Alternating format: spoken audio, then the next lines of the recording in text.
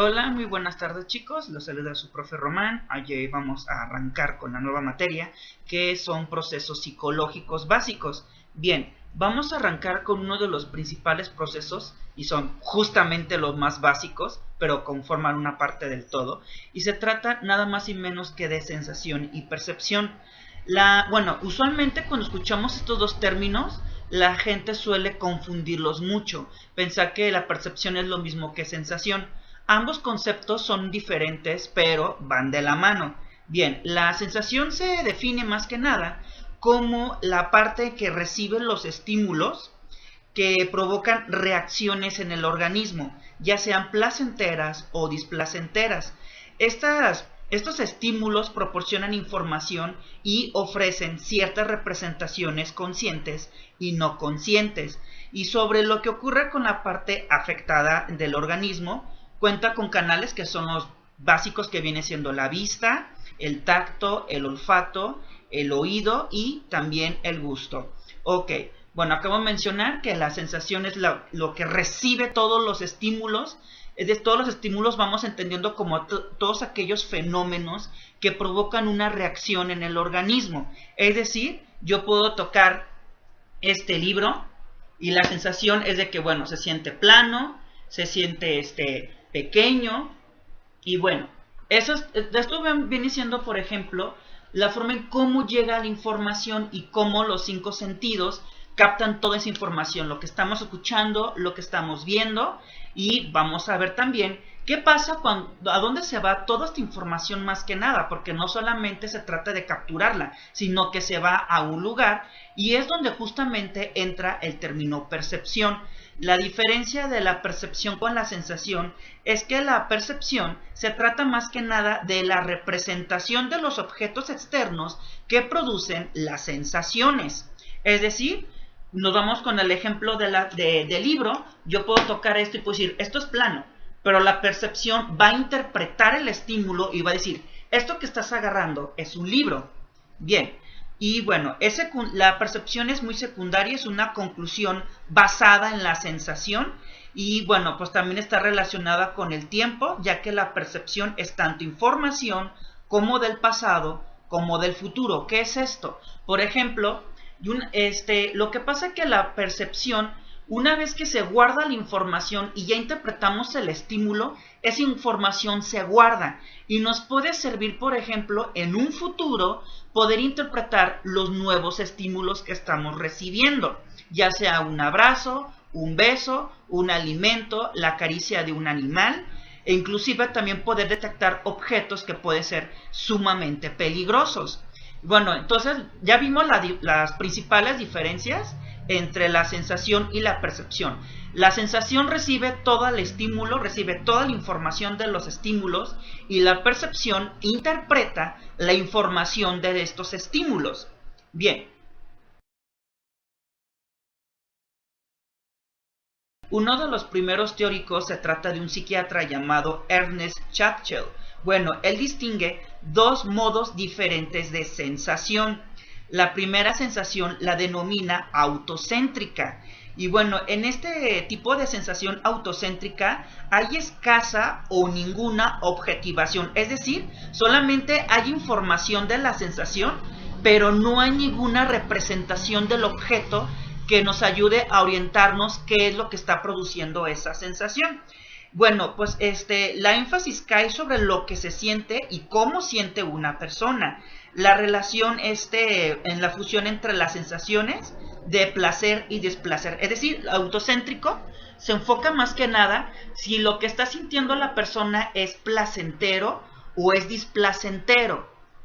Bien, y también cómo el sujeto reacciona ante estas dos formas de estímulo, ya sean placenteros o sean displacenteros, ¿ok? Y la segunda forma de sensación que describe este teórico, este psiquiatra, es alocéntrico. Y bueno, la diferencia es que en alocéntrico ya hay una objetivación. ¿A qué se refiere con esto? De la información que se recibió ya se puede generar en alocéntrico la representación del objeto que está generando esa sensación, y el énfasis cae sobre el objeto en el que ya está generando esta sensación, ¿no? Bueno, si se fijan, Autocéntrico y alocéntrico vienen siendo sinónimo de sensación y de percepción, prácticamente. Ok, y bueno, también hay otro científico que se llama Eder Starbuck, que distingue los procesos sensoriales en dos. El primero viene siendo íntimo, que es la discriminación de los objetos, las cualidades y las afinidades de esas sensaciones. Y la segunda viene siendo definitorio. Aquí se trata de interpretar los objetos y las cualidades de forma inmediata. Las cualidades son consideradas directamente agradables o indiferentes, deseables o indeseables, y se informa a la conciencia de forma directa. Si se fijan, prácticamente íntimo está refiriendo a la sensación y definitorio está refiriendo a la percepción. Lo que tienen en común la percepción y la sensación es que los dos siguen una forma serial. Primero es la sensación y después la percepción. Y ambos tienen diferentes tipos también de atención. Y bien, vamos a checar más que nada cuáles son las características de la sensación. Bien, la sensación se pueden entender como 5 características. La primera viene siendo las sensaciones son propias. Las sensaciones representan lo que sucede con el cuerpo en forma particular y propia. No se experimenta con las mismas características en otro cuerpo. Es decir, cada persona o cada organismo va a recibir la información sensorial de diferente manera. Unos pueden sentir placer y otros pueden sentir displacer. Supongamos, por ejemplo, como lo que viene siendo la sopa de hígado, o el puré de hígado, que hay personas que pueden recibir este estímulo de la sopa de hígado como muy agradable, pero puede haber otras, por ejemplo, que lo pueden sentir como muy desagradables. Es por eso que este punto se refiere a que la sensación es propia. Es decir, esa sensación que está experimentando el sujeto puede que no sea la misma que experimente otra persona. Punto 2. Las sensaciones están ligadas a determinadas partes del cuerpo.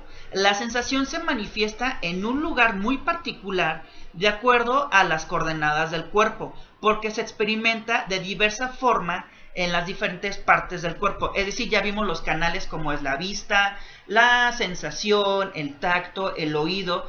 Bueno, a través de estos canales sensoriales es la manera en cómo entra la información. Por lo tanto, la información que entra por los ojos no va a ser igual como va a entrar por el tacto. Es decir, no hay personas que puedan sentir algún objeto que solamente pueden observar nada más. Sin embargo, y también viceversa, la persona no va a poder saborear un objeto que simplemente está tocando. Sin embargo, el gusto y el olfato, como están muy conectados, ahí sí la persona puede saborear un objeto con simplemente olfatearlo. Por ejemplo, existen este tipo de expresiones como esta comida sabe a caca. Ok, ¿cómo sabe la persona que sabe a caca si nunca lo ha probado? Porque recuerden que a fin de cuentas el gusto y el olfato están conectados. Es por eso que cuando el aroma entra por la nariz, se puede, y como está conectado con las papilas gustativas, claro que la persona puede experimentar la sensación de que está saboreando ese objeto que está produciendo cierto aroma. Bien, punto 3.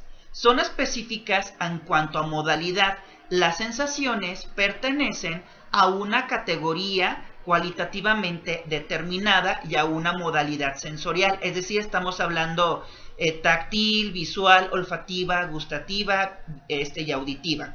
La sensación se define de acuerdo a la modalidad a la que pertenece. ¿A qué se refiere con esto? De acuerdo al canal sensorial donde estamos recibiendo esa información, es el nombre que va a recibir esa sensación, porque solamente en ese canal muy específico es donde está entrando. Bien, el punto 4, las sensaciones son en tiempo presente. Las sensaciones se refieren a un tiempo en que están ocurriendo y por lo usual son en tiempo presente. Poseen un lapso vital significativo. Quiere decir que toda sensación persiste mientras dura la estimulación superficial, que suele ser breve.